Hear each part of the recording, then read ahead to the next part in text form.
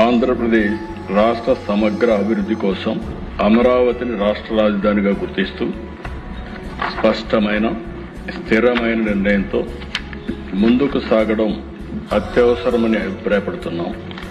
దీనికి అవసరమైన అన్ని రక్షణాత్మక చర్యలు తీసుకోవాలని భావిస్తూ సంబంధిత చట్టాల్లో తగిన సవరణలు చేయడం ద్వారా రాజధానిపై స్పష్టతను స్థిరత్వాన్ని కల్పించవచ్చని గుర్తిస్తూ ఆంధ్రప్రదేశ్ శాసనసభ క్రింది విధంగా తీర్మానిస్తోంది.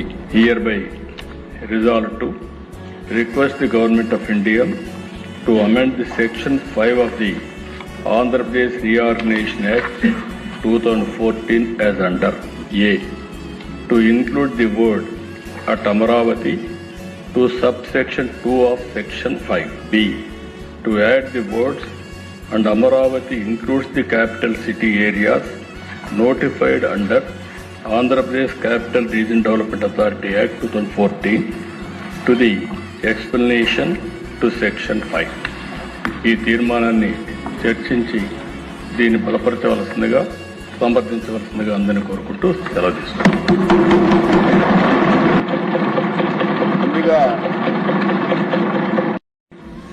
ఏపీకి ఒకే ఒక రాజధాని, అదే అమరావతి.